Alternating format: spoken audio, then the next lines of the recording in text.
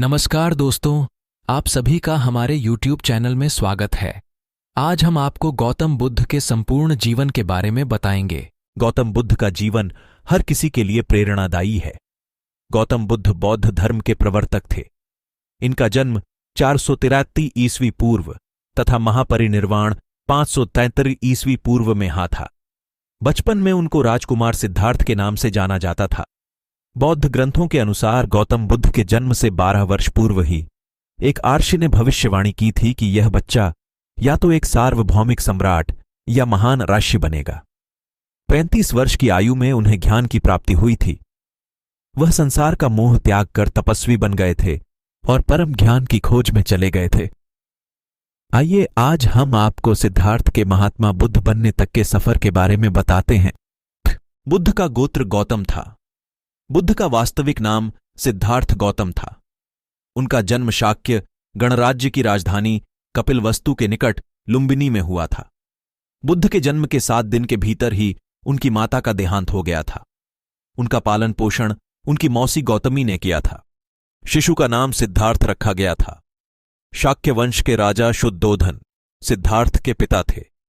सिद्धार्थ के जन्म से पूर्व हुई भविष्यवाणी से परेशान होकर उनके पिता ने उन्हें तपस्वी बनने से रोकने के लिए राजमहल की परिधि में रखा।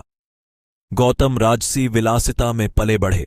बाहरी दुनिया से आक्रांत, नृत्य करने वाली लड़कियों द्वारा मनोरंजन, ब्राह्मणों द्वारा निर्देशन और तीरंदाजी, तलवारबाजी, कुश्ती, तैराकी और दौड़ में प्रशिक्षित किए गए थे।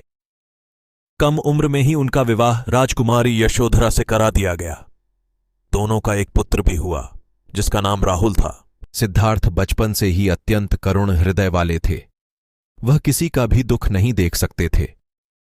इतने प्रयासों के बाद भी 21 वर्ष की आयु में उनकी अपने राज्य कपिलवस्तु की गलियों में उनकी दृष्टि 4 दृश्यों पर पड़ी। ये दृश्य थे एक वृद्ध विकलांग व्यक्ति, एक रोगी, एक पार्थिव शरीर और एक साधु।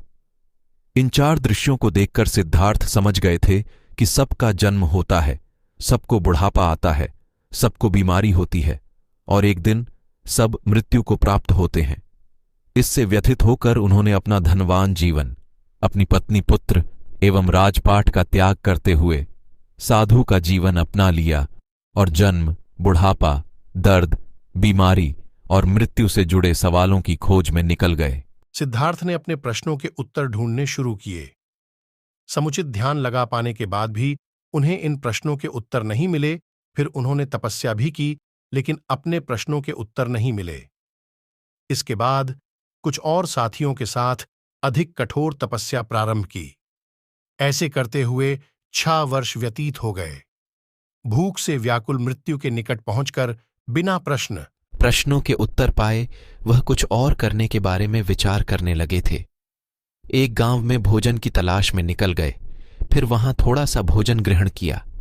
इसके बाद वह कठोर तपस्या छोड़कर एक पीपल के पेड़, जो अब बोधि वृक्ष के नाम से जाना जाता है, के नीचे प्रतिज्ञा करके बैठ गए कि वह सत्य जाने बिना उठेंगे नहीं। वह सारी रात बैठे रहे और माना जाता है यही वह क्षण था जब सुबह के समय उन्हें पूर्ण ज्ञान की प्राप्ति हुई थी। उनकी अविजया नष्ट हो गई और उन्हें निर्वण यानी बोधि प्राप्त हुई और वे 35 वर्ष की आयु में बुद्ध बन गए। बुद्ध को शाक्य मुनि के रूप में भी जाना जाता है। 7 हफ्तों तक उन्होंने मुक्ति की स्वतंत्रता और शांति का आनंद लिया। प्रारंभ में तो वह अपने बोधि के बारे में दूसरों को ज्ञान नहीं देना चाहते थे। बुद्ध का मानना था कि अधिकांश लोगों को समझाना बहुत मुश्किल होगा। मान्यता है कि बुद्ध को स्वयं ब्रह्मा जी ने अपने ज्ञान को लोगों तक पहुंचने का आग्रह किया था। फिर वह इस पर सहमत हो गए। इस तरह उन्होंने अपना पहला धर्मोपदेश उत्तर प्रदेश के वाराणसी के पास सारनाथ में अपने पहले मित्रों को दिया था।